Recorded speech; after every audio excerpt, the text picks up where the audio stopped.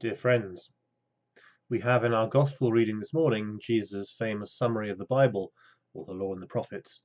A summary that is famous not least because we repeat it as part of our liturgy. The first commandment is to love God with all that we have.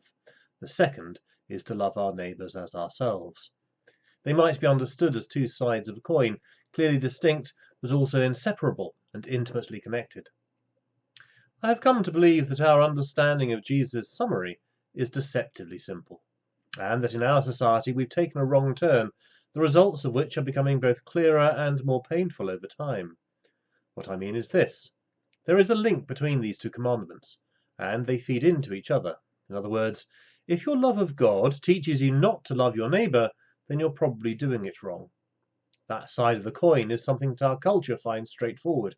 We are very accustomed to criticisms of religious belief on the ground that bad consequences have followed. In this country, this has most to do with the impact of the Civil War and Oliver Cromwell abolishing Christmas. The way that religious enthusiasm led to wholesale slaughter has had a profound impact upon the English national character and, even more, on the character of the Church of England. We still tend to be suspicious of enthusiastic expressions of religious belief. Waving our hands in the air seems alien for a culture in which choral evensong was for centuries the formative, perhaps the normative, form of worship for so many. So we understand what it means to assess religious belief by such consequences, to ponder the ethics of religious belief. Some beliefs are good, some are not so good. The consequence is, of course, that over time, religious belief seeks to justify itself to society in terms of that second commandment. See how wonderful Christianity is, for we founded the hospitals and schools and food banks and so on. More often these days, we have archbishops trumpeting our commitment to net zero or giving firm statements of support for Black Lives Matter. Remember that? I would want to say one thing in this context.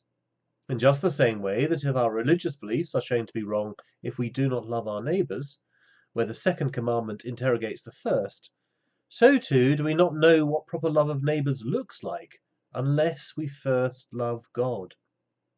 I want to insist that the first commandment comes first for a reason. It is in fact the precondition for the second. Without wishing to go too deep into the theology and history of it, I suspect that the roots of our culture's turning away from Christianity over the last 60 or 70 years lies precisely in that response to the English Civil War. Unless we are properly rooted in a mature religious faith, unless our understandings have been shaped and formed over time by right worship, we simply will not be able to work out what the right love of neighbour looks like. We will no longer have an agreed picture or framework within which the choices of how to love our neighbour make sense.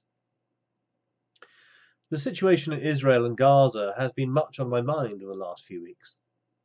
What I am most troubled by is the way in which certain moral principles or teachings that had seemed unarguable seem somehow to have been abandoned in this country, in our society.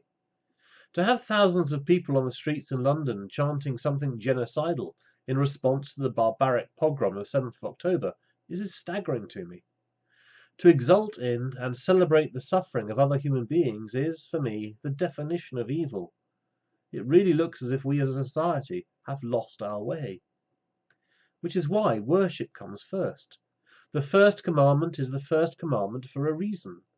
We are not to put anything else in place of the love of God. Not love of spouse, or children, or friends, not love of societies, or football clubs, or nation-states, or human rights, or any other great ethical principle we can think of. Love of God must come before all of those things. Unless we love God truly, we are simply unable to see truly, and if we act on the basis of bad seeing, then the consequences are bad actions.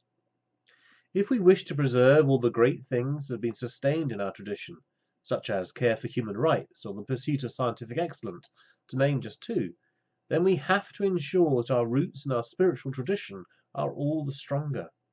We cannot have the fruit unless we first have the tree.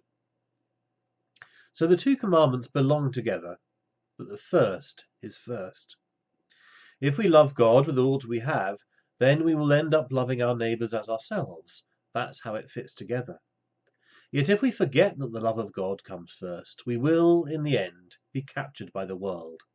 We will follow the dictates of the world, and we will believe that we are doing the right thing, even as the prince of this world and the servants of the prince of this world dance and celebrate in the horror. Hear, O Israel, the Lord is one. And you shall love the Lord your God with all your heart, and with all your soul, and with all your mind, and with all your strength. This is the first commandment. Amen.